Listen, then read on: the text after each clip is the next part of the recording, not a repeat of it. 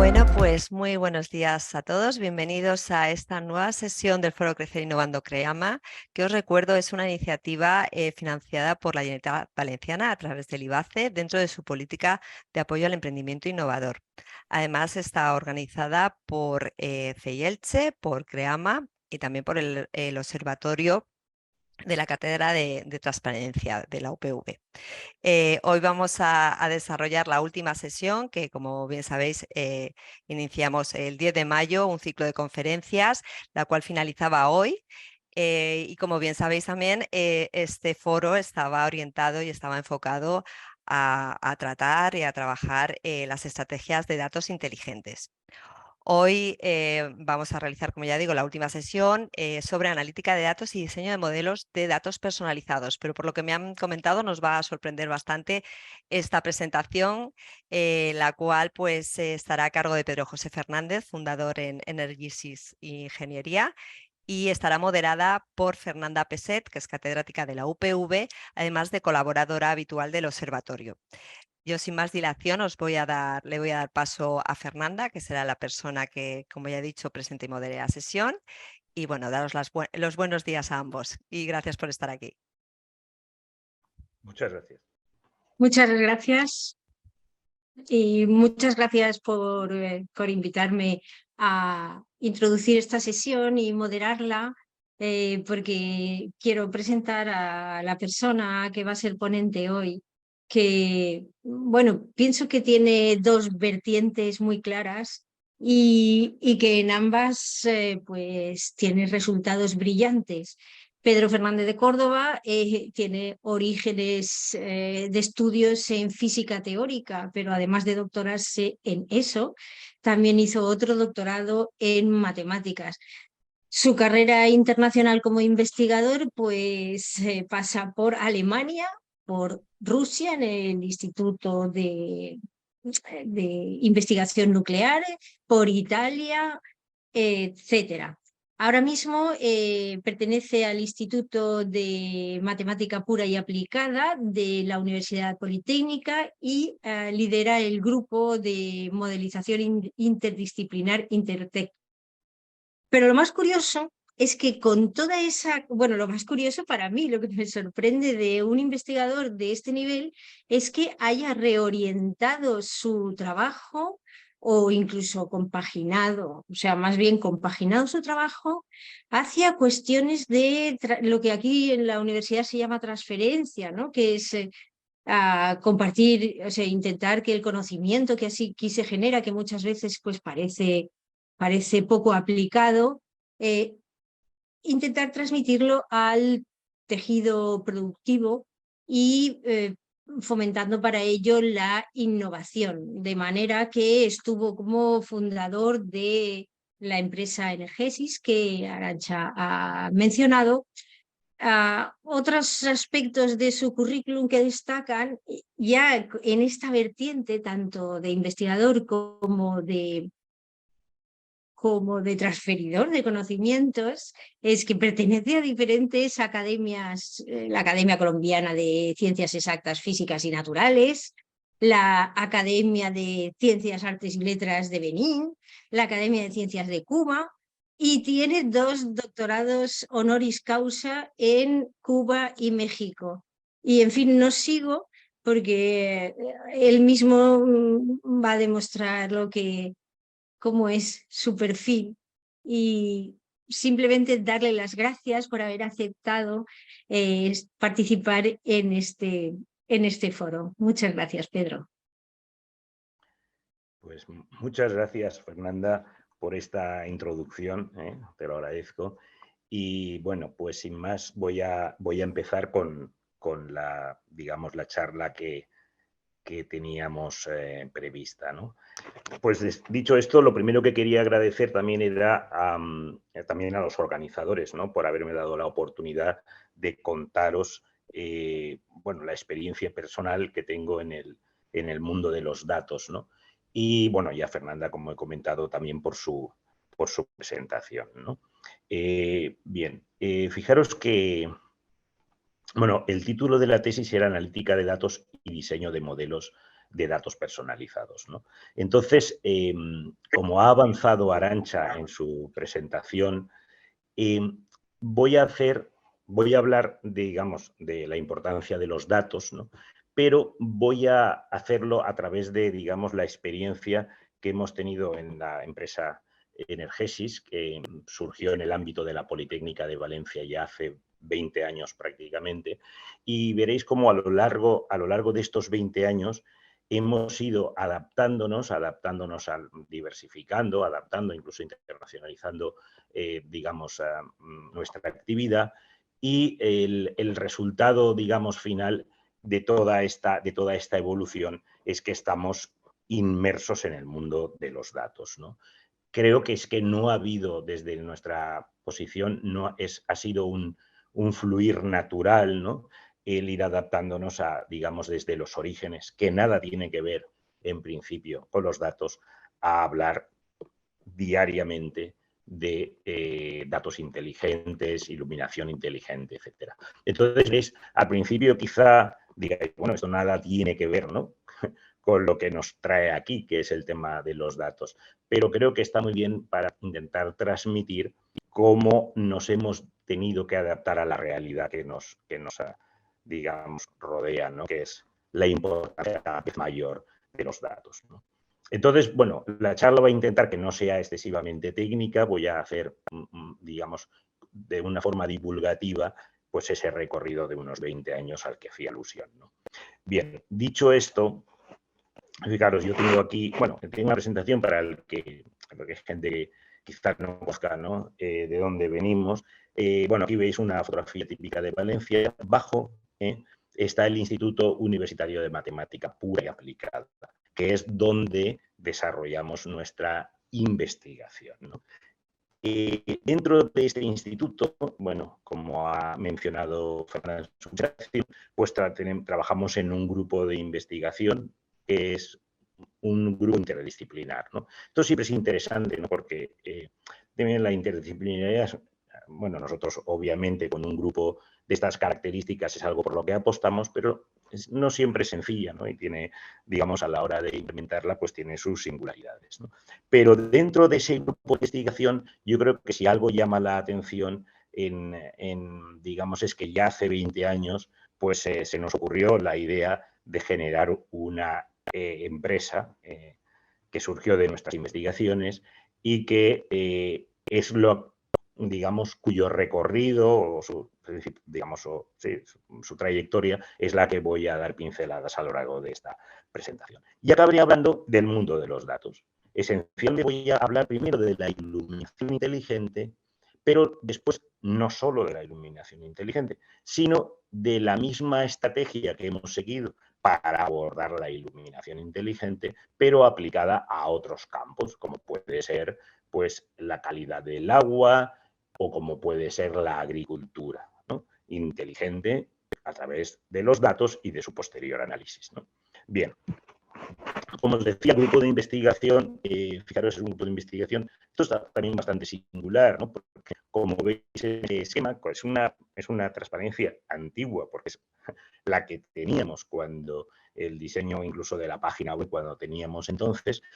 Bueno, hemos trabajado en campos muy distintos, las matemáticas siempre, o el modelado y el tratamiento de los datos es algo siempre, digamos, nuclear de esta estructura de grupo de investigación, pero bueno, se aplica a temas que van desde la fotónica, es decir, las fibras ópticas, las propiedades de la luz, hasta temas como psicología, ¿no? Que eso puede resultar extraño, o temas de ingeniería, ¿no? Dentro de ingeniería hemos dedicado mucho tiempo a los sistemas biológicos y en particular a la energía. Bien, dentro de este grupo, nuestras investigaciones en energía fueron las que motivaron la generación de digamos, de esta trayectoria empresarial, porque está basada en resultados de investigación.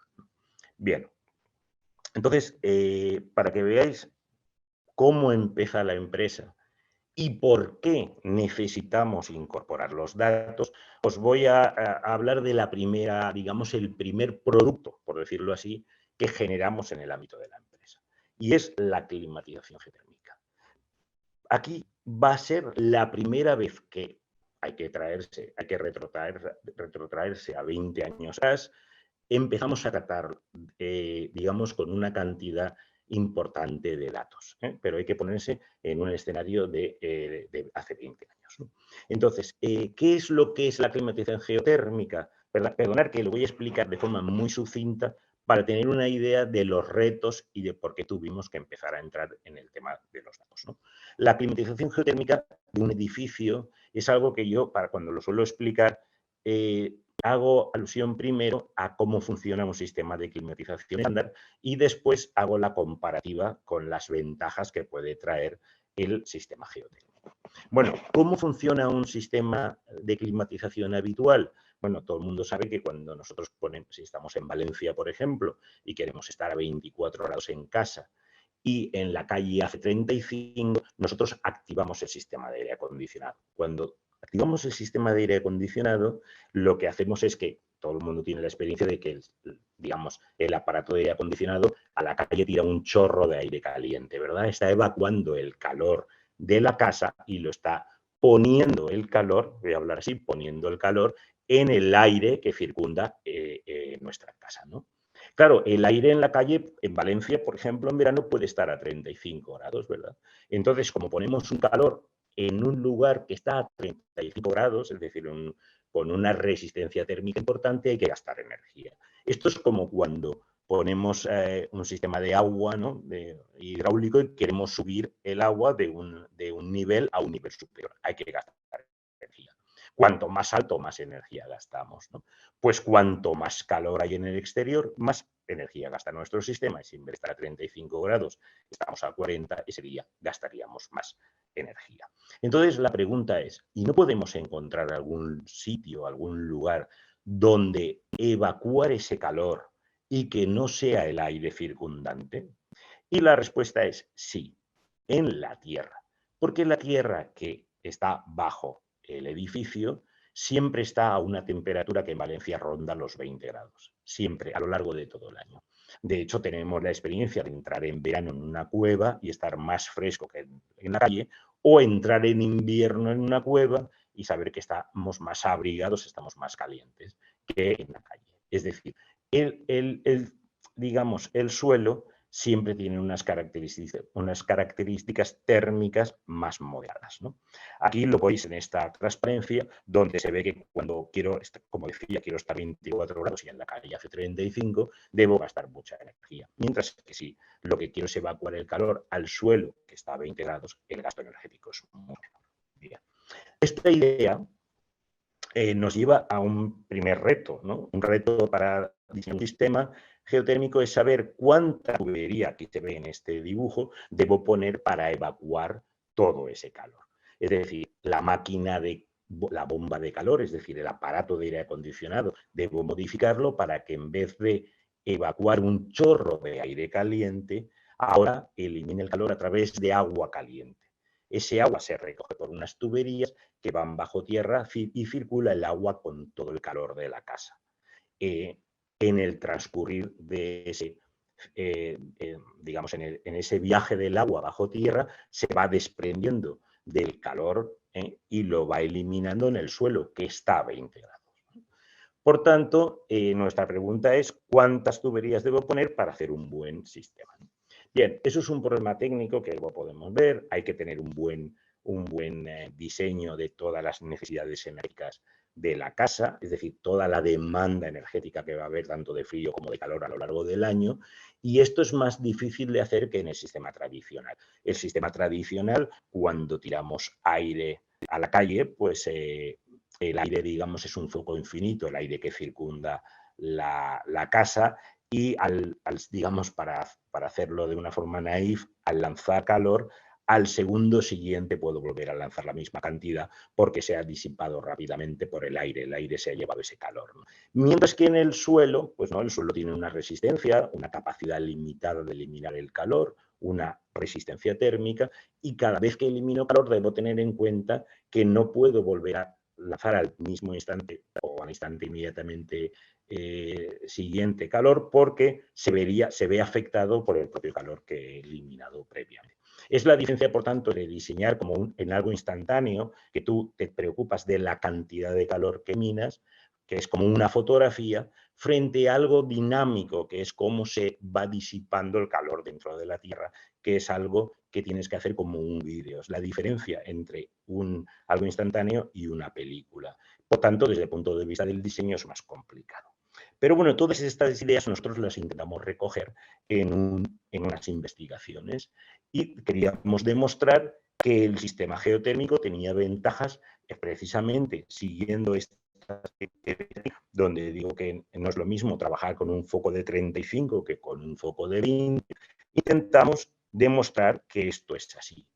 Hicimos una planta piloto financiada por un proyecto de la Comisión Europea, donde en la de Ingeniería Industrial, precisamente donde ejerzo como profesor, ¿no? Pues ubicamos ambos sistemas. De forma que unos días funcionaba un sistema y otros días funcionaba otro. Nosotros íbamos cambiando cuál era la fuente de frío de calor. En algunos momentos era el sistema tradicional, en otros el sistema geotérmico. Y esto lo llevamos a una base de datos. Una base de datos que creo recordar que en aquel tiempo, adquiríamos unos 70 parámetros, creo que por minuto, de ese orden de magnitud, durante 18 meses, ¿no? Fue una cantidad bastante importante de datos que analizamos. Obviamente, uno de los parámetros que nosotros incorporábamos, aparte pues, de variables como la temperatura, obviamente, variables de interés, digamos, climatológico, etcétera. Por supuesto, una de las variables que teníamos en consideración era el del consumo. Y veis aquí las diferencias en el rendimiento de un sistema frente a otro.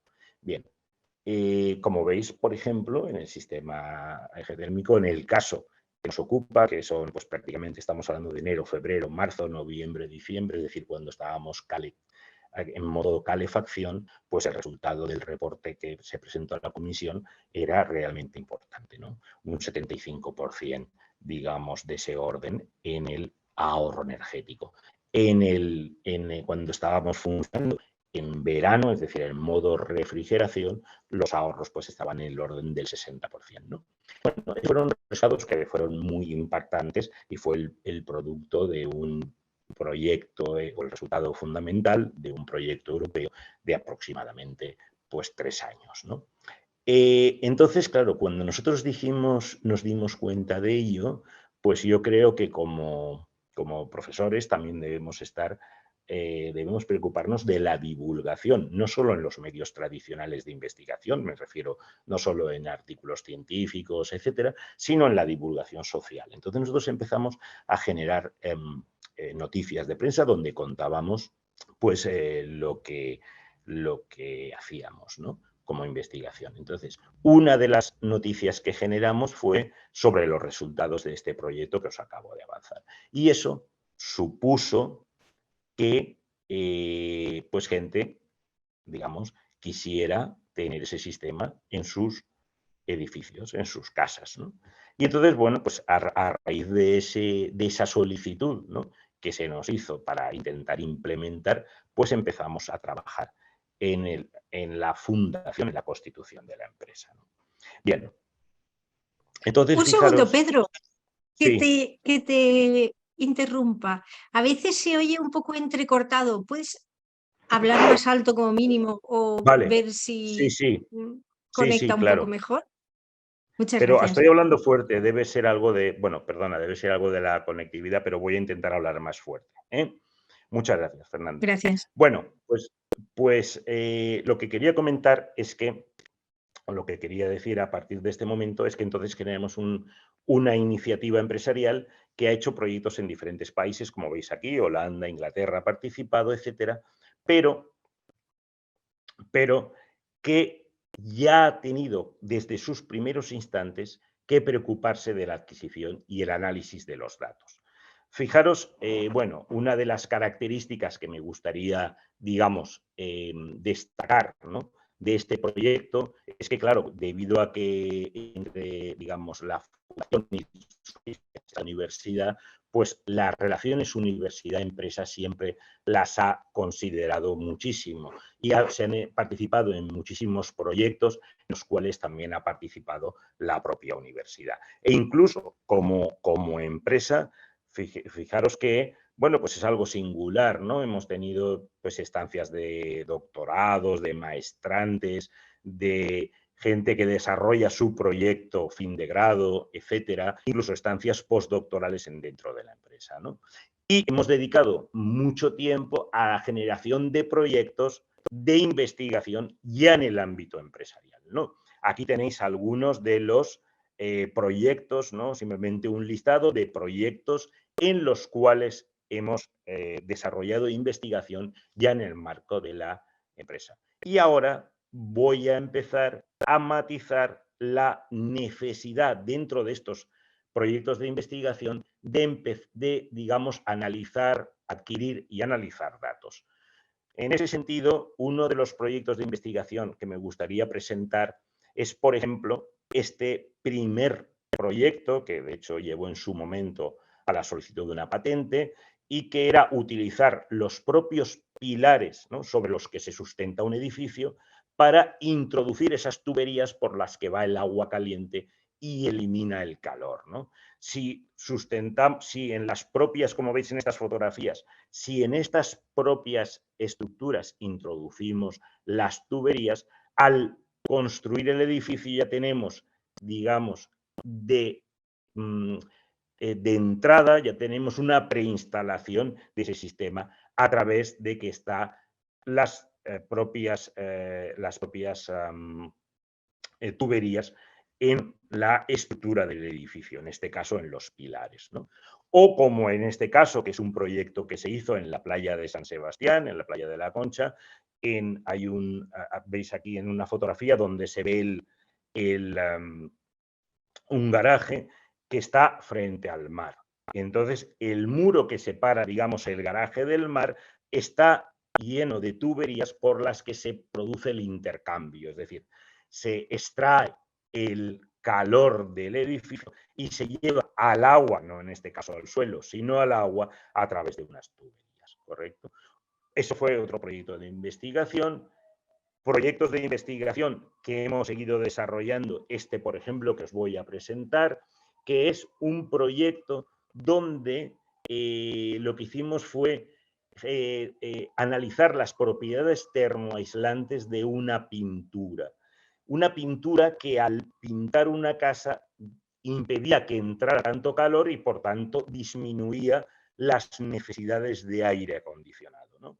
Para eso hicimos investigaciones, incluso con una tesis doctoral, tesis de máster, etcétera, y donde monitoreamos y empezamos a tomar datos en tiempo real digamos, de todo lo que ocurría en unos habitáculos pintados sin pintar, pintados por dentro, pintados por fuera, sin pintar, etcétera, y los analizamos posteriormente. Para que veáis el impacto que podía tener este tipo de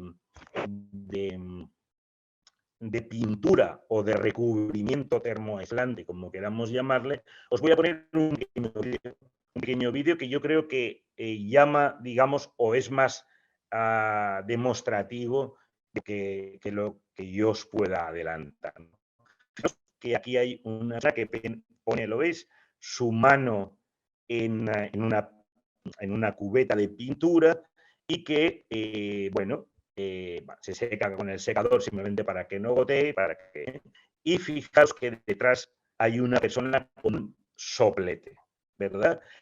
Entonces adelanto un poco el vídeo, fijaros, está unos minutos secándose la mano y luego mirar qué hace con el soplete, ¿no?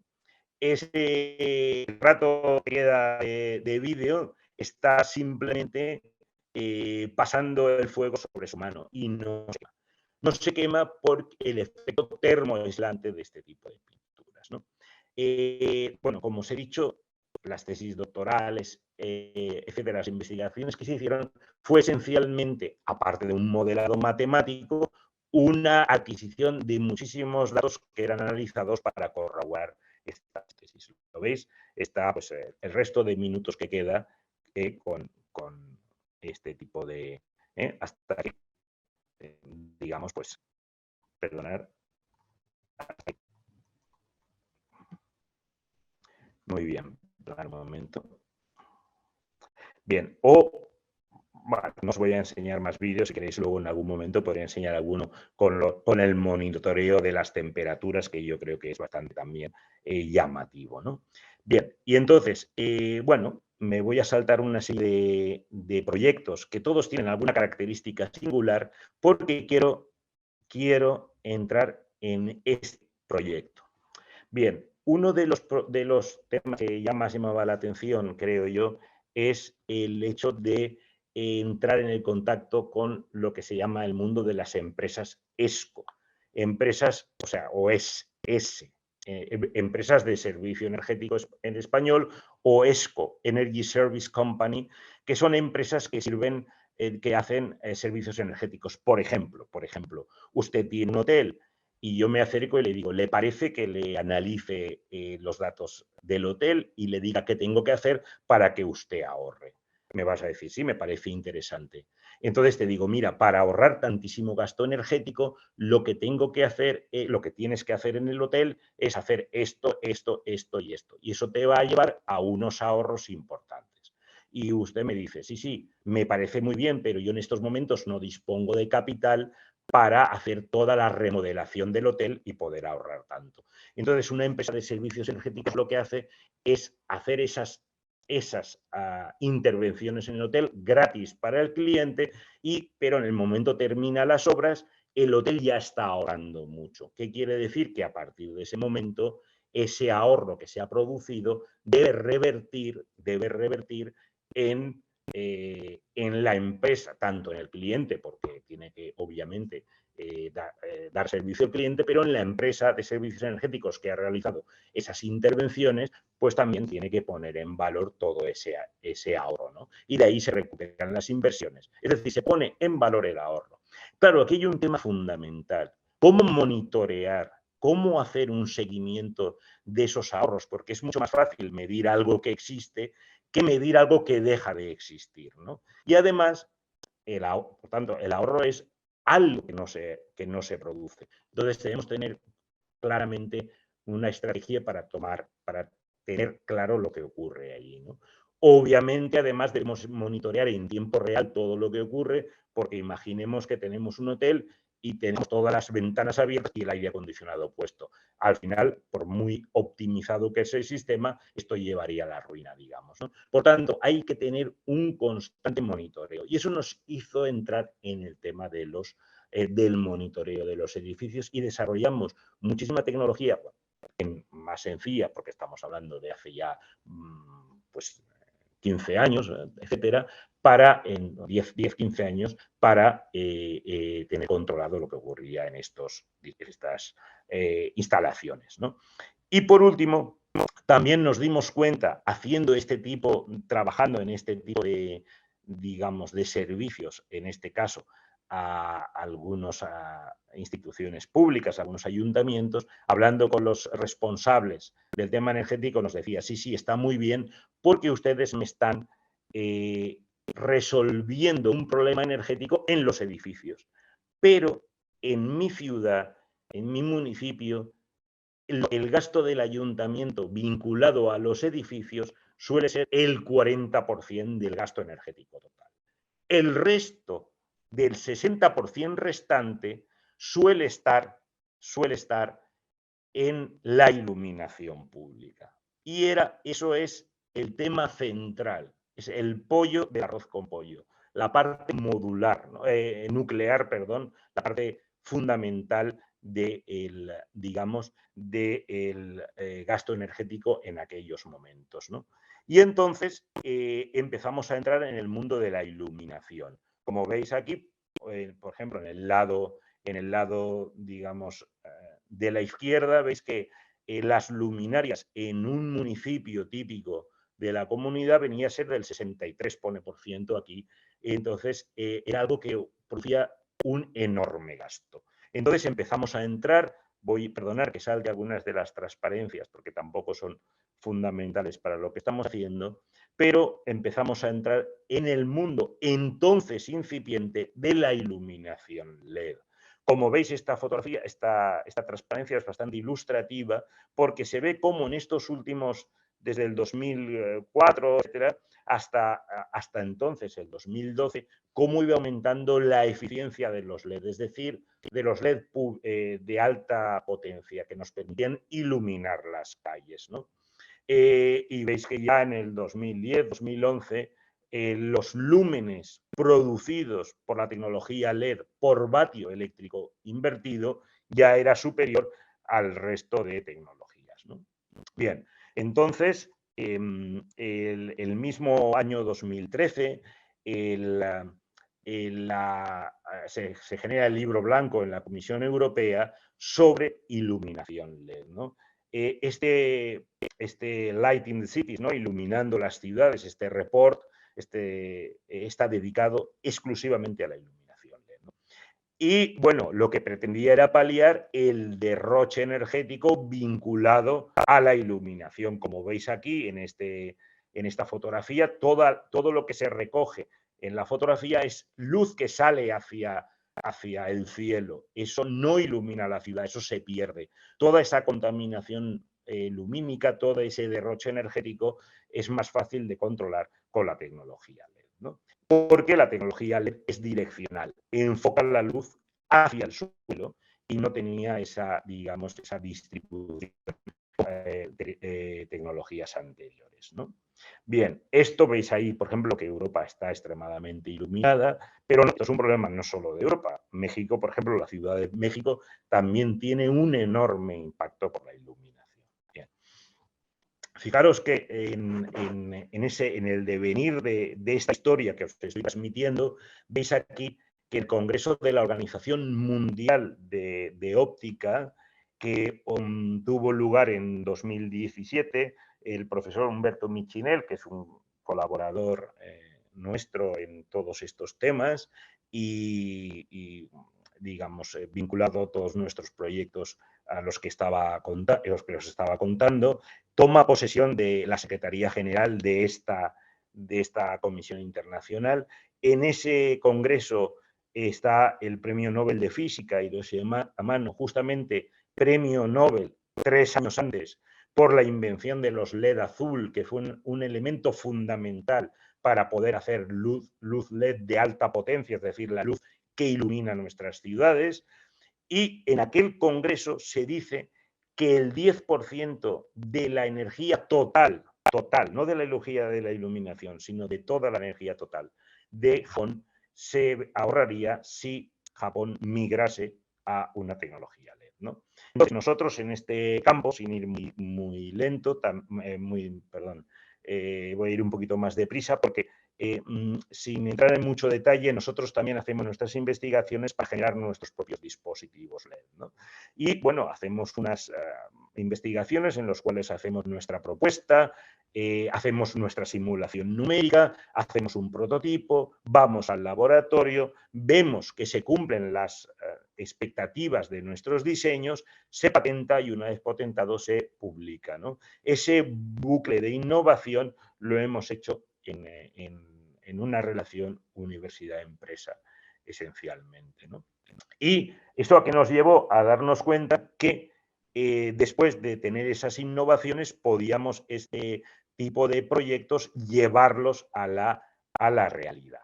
Y entonces los llevamos al mercado y nos damos cuenta que no solo es relevante utilizar tecnología LED, sino innovar en las farolas o en los sistemas de iluminación pública. ¿Y qué hacemos? Como veis aquí, lo que hacemos es acoplar pequeños sensores a estas farolas, a estas luminarias, de forma que con esos sensores no solo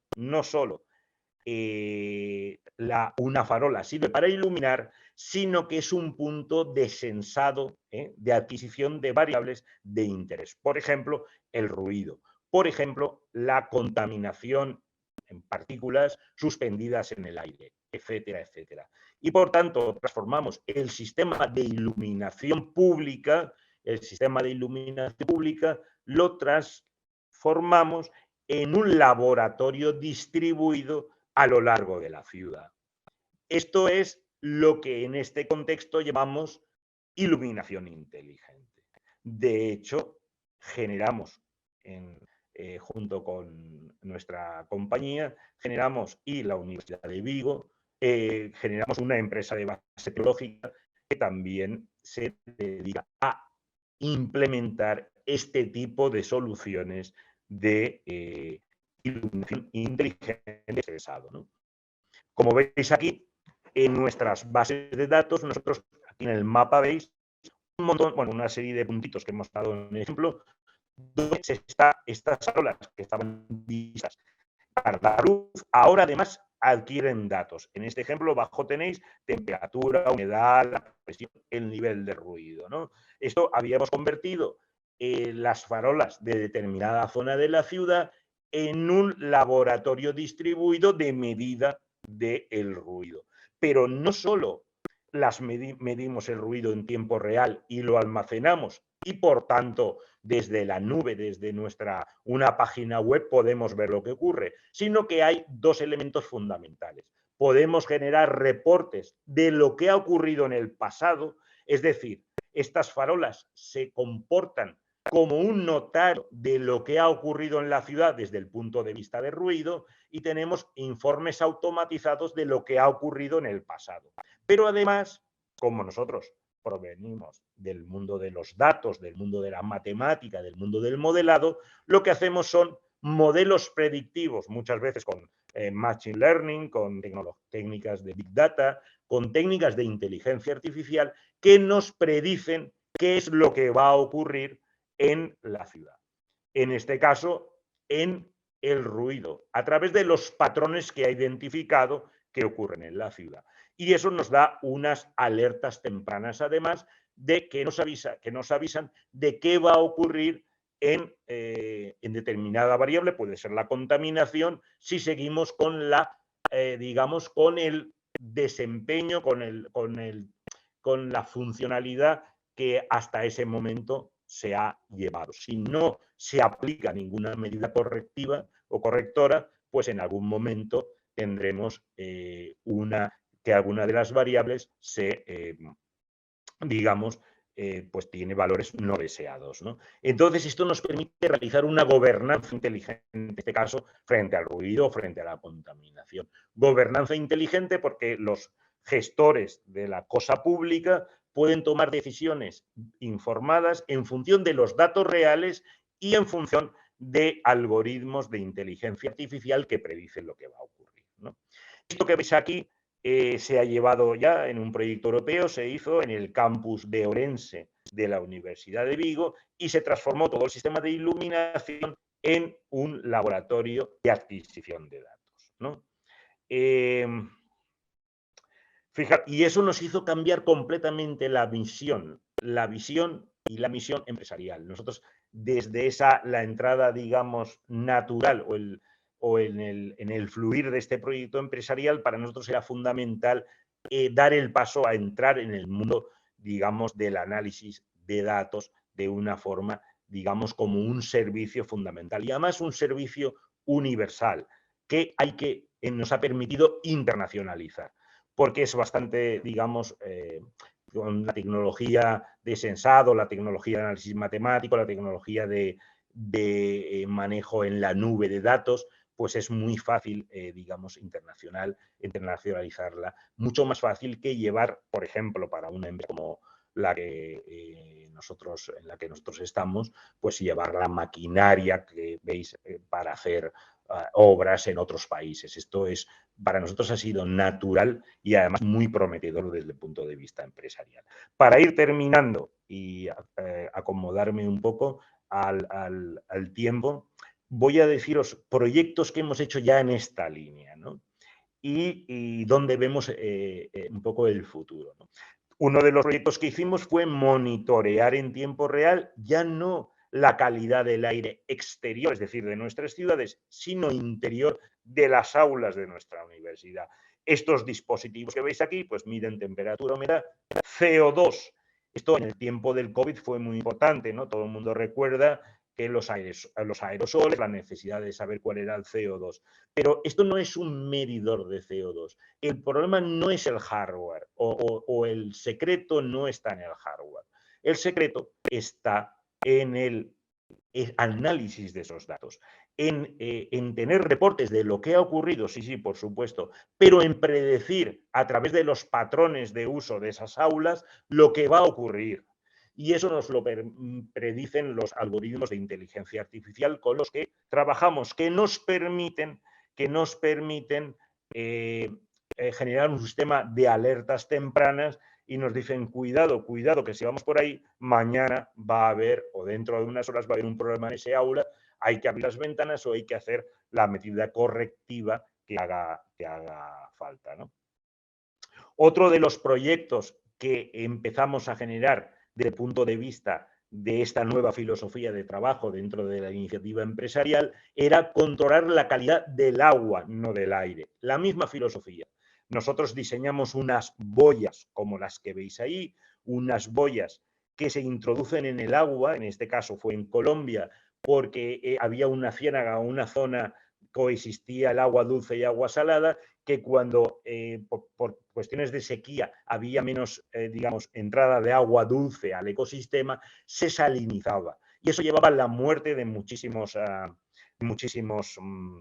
peces, ¿no? Y entonces, para, digamos, predecir las situaciones, nosotros diseñamos esas boyas que tenían dentro un montón de sensores de pues, oxígeno disuelto en el agua, salinidad, pH, etcétera, que en tiempo real iban a nuestra base de datos, a la nube, y ahí teníamos la misma estrategia de antes, hacer visualización de lo que ocurre en tiempo real, digamos, reportes de lo que ha ocurrido en todo el tiempo pasado hasta ese momento, y predicción de lo que va a ocurrir en función de los patrones y de la cantidad de datos que hemos conseguido almacenar.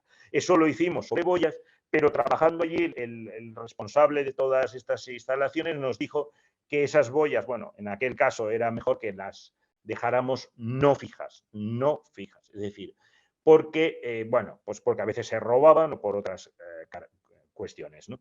Y entonces lo que hicimos fue, claro, este tipo de boya, desde luego, es difícil de quitar y poner, ¿no? Entonces lo que hicimos fue trasladar toda la sensórica a drones que sobrevuelan la zona y capturan los datos sobre el estado de la calidad del agua y lo llevan a nuestra nube para que apliquemos toda la tecnología que os he ido contando, que es común tanto al agua, al aire como al agua, como a otros, digamos, ecosistemas de interés, ¿no? Y por último, lo que quería hacer era contaros en qué estamos trabajando precisamente de todo ese bagaje previo, cómo hemos llegado a participar ahora en proyectos de ciencia ciudadana, inteligencia artificial y datos abiertos en la ciudad de Valencia.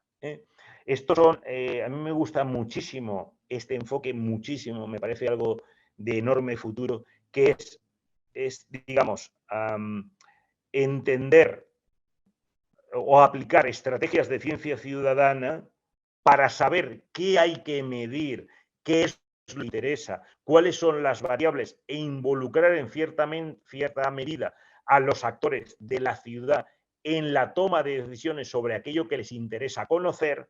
Segundo, eso es lo que he llamado fase 1, ciencia ciudadana. Fase 2, aplicar lo que os he contado hasta ahora, monitoreo, análisis predictivo, alertas tempranas, etcétera, etcétera, generación de reportes, que es extremadamente interesante. Y tercero, todos esos datos que se han recogido, devolverlos a la ciudadanía para cerrar el ciclo a través de una estrategia de datos abiertos. Es decir, la ciudadanía propone aquellas, o a la ciudadanía de determinados sectores de la ciudadanía determina qué es lo que resulta interesante analizar, lo analizamos con estas tecnologías en las que llevamos trabajando del orden de 20 años, y después todos esos resultados se devuelven a la ciudadanía con una estrategia de datos abiertos, ¿no? Estos trabajos los hemos hecho precisamente en colaboración con la cátedra del observatorio, ¿no? Al que Fernanda y Arantxa en la presentación han hecho alusión, de datos abiertos, ¿no? de la Consellería de Transparencia y en colaboración con investigadores de la Universidad Politécnica de Valencia también, ¿no? Y entonces ahora estamos haciendo, aquí me parece muy bonito, dos proyectos emblemáticos, uno en el barrio de Orriols de Valencia y otro en la Huerta de Campanar. Efectivamente, en estos dos proyectos hemos hecho las tres fases. La fase 1, ciencia ciudadana.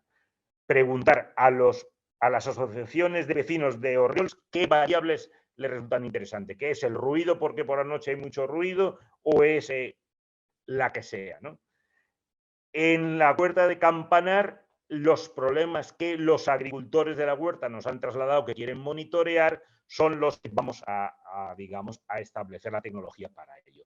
Esta fase 1 de Ciencia Ciudadana se va ya en paralelo en ambos proyectos. En la fase 2, en el barrio de Campanar, en la Huerta de Campanar, vamos un poco más adelantados y ya hemos incorporado sensores para las cuestiones que ellos quieren, y en la fase 3, cuando terminemos la fase 2, se implementará las vías de, digamos, disposición a la ciudadanía a través de esos datos y de esos resultados a través de una estrategia de datos abiertos. Y ya, para terminar, aquí veis unas reuniones sobre los proyectos de ciencia ciudadana en Orriols, la fase 1, en la cual pues han contribuido diferentes organizaciones vecinales y ONGs. Aquí tenéis la situación que tenemos en la Huerta de Valencia. Nosotros hemos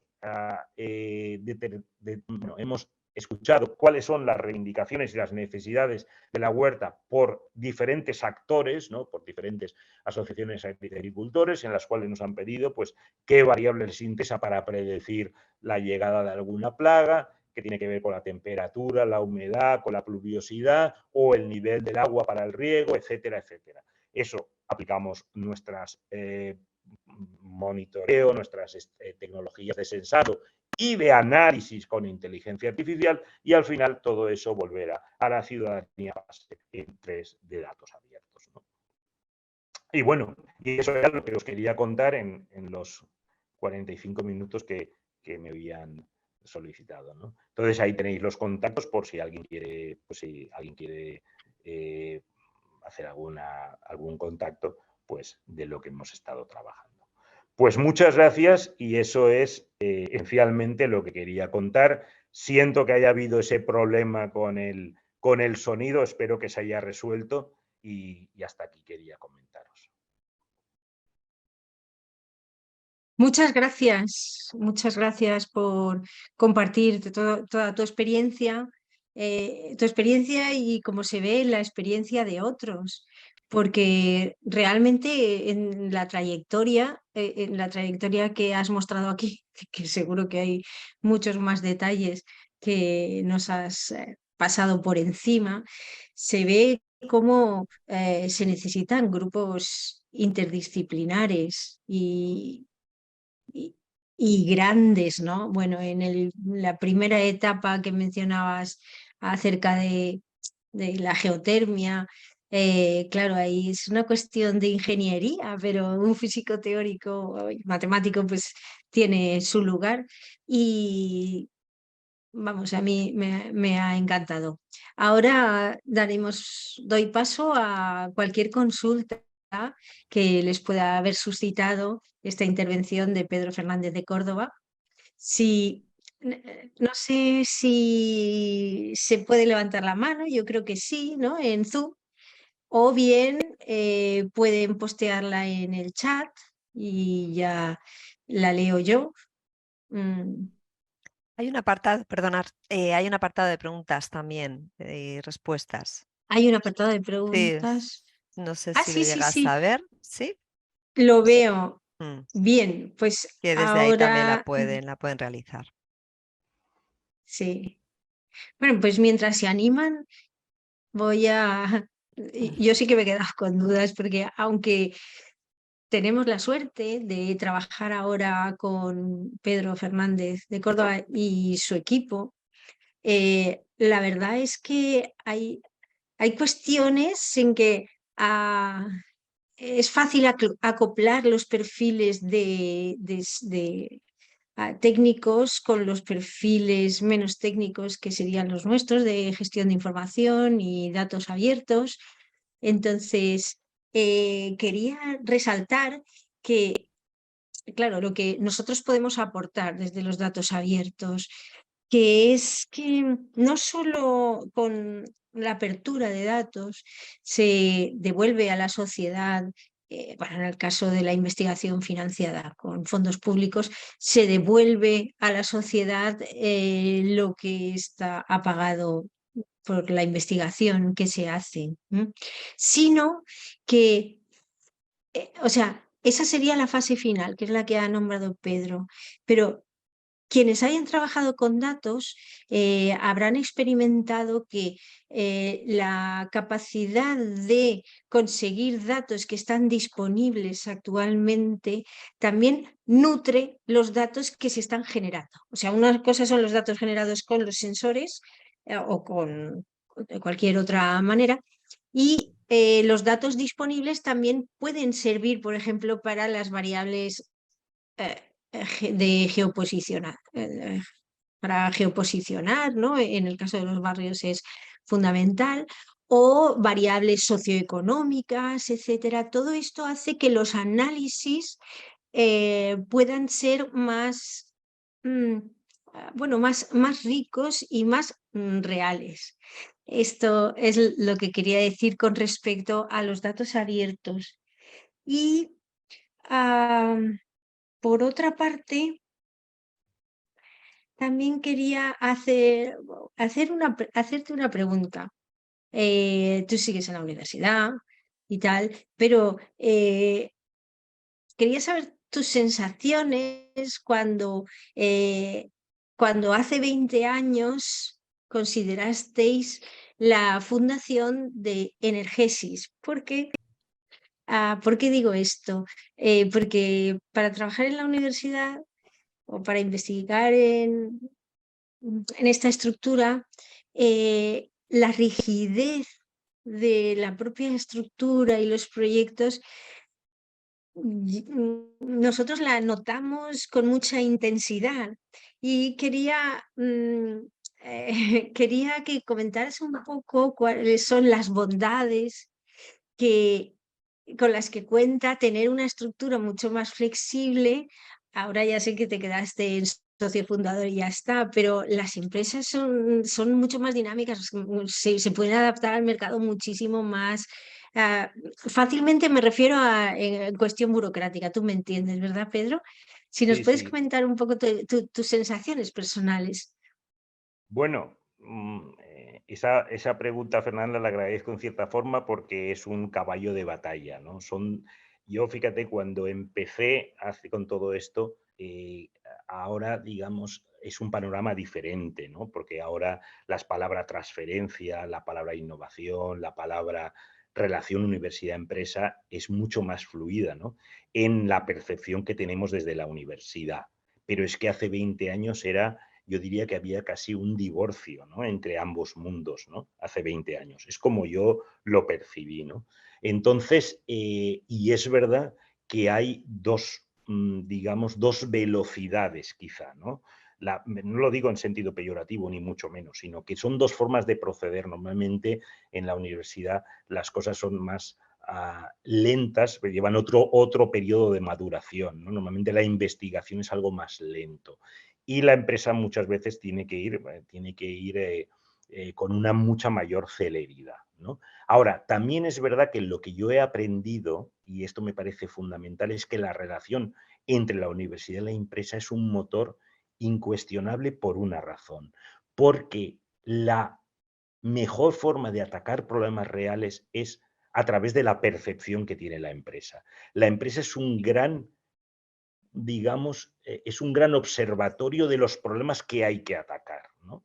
Entonces, digamos, la percepción que tiene la empresa es, en un problema concreto, es el que te transmiten a las personas que estamos en la universidad para que hagamos nuestra investigación y podamos, digamos, satisfacer esa demanda, que es la demanda que pulsa el mercado, es decir, que pulsa la sociedad. Mientras que nosotros muchas veces, y los que venimos de un mundo tan teórico como es la física teórica o la matemática, pues muchas veces tenemos otras orientaciones hacia nuestra investigación. Entonces, el maridaje entre ambas estructuras yo creo que es imbatible.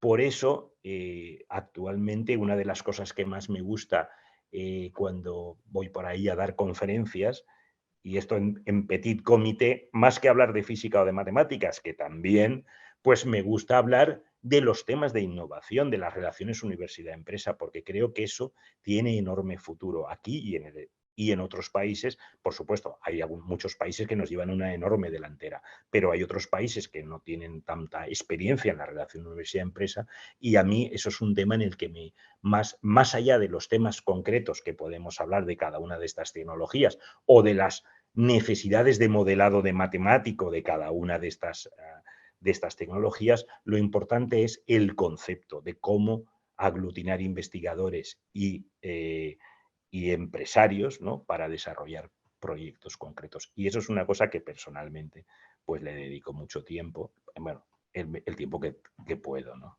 a esos temas. Muchas gracias, Sí, Fernanda.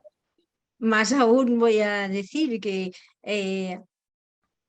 una cosa es romper las barreras que existen entre las dos culturas, ¿no?, de investigación y empresarial, pero ya cuando además hay que internacionalizarse bueno, los devenires te llevan a eso, nos enfrentamos con unos problemas aún más complejos a la vez que interesantes, ¿eh?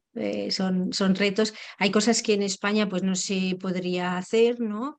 Que son, bueno, alguna cuestión en la que estamos trabajando de ciencia ciudadana para la inclusión de grupos minoritarios en zonas rurales, que es lo que estamos intentando ahora.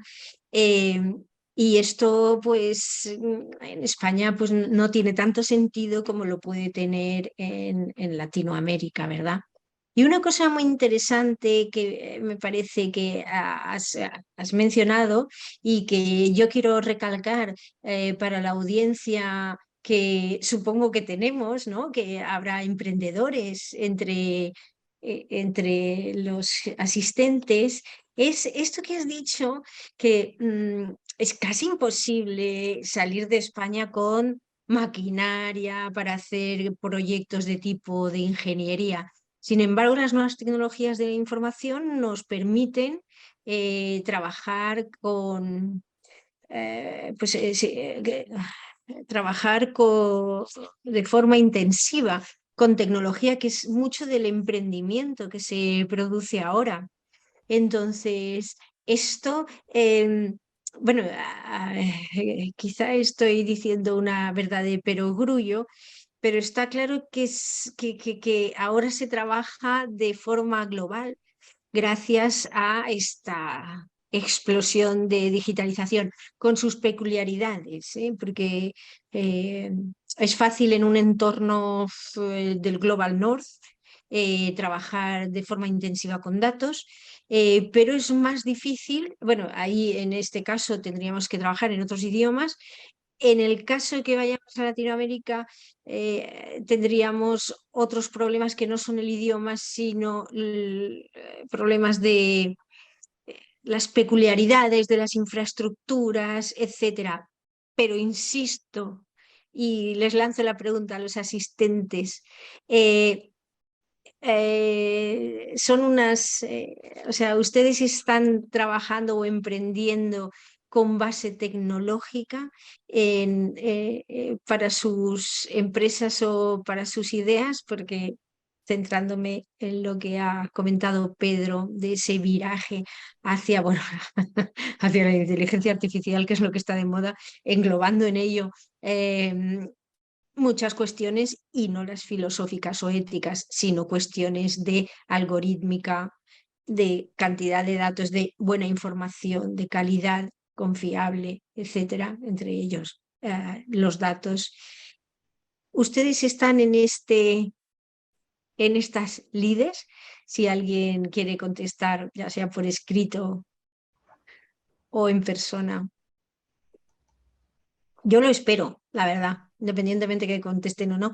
Creo que hay todo un mundo, o sea, estamos en los inicios y entonces hay muchísimo terreno por explorar y bien, debemos estar preparados o aliarnos con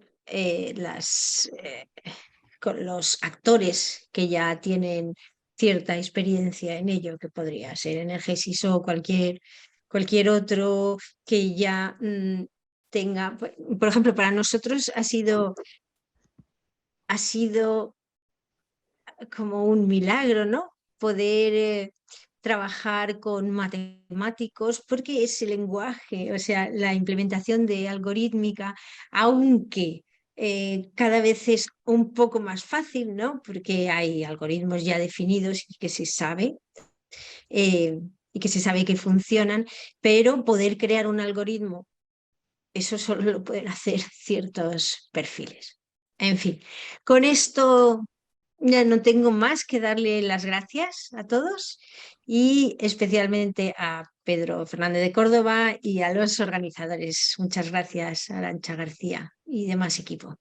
Pues muchas gracias a los dos por esta entretenida presentación pues también sorprendente, como indicaba al principio.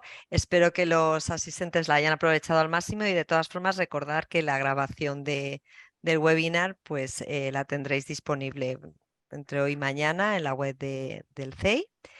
Y por mi parte nada más agradecer, como no, a CREAMA, a la UPV, a Pedro José, a todos los ponentes que han pasado por aquí, como José Norberto, las empresas Impact y Green Urban, y por supuesto al observatorio, a ti, Fernanda, y a Antonia, que hoy no nos ha acompañado, pero nos ha acompañado a lo largo de todo este ciclo de conferencias.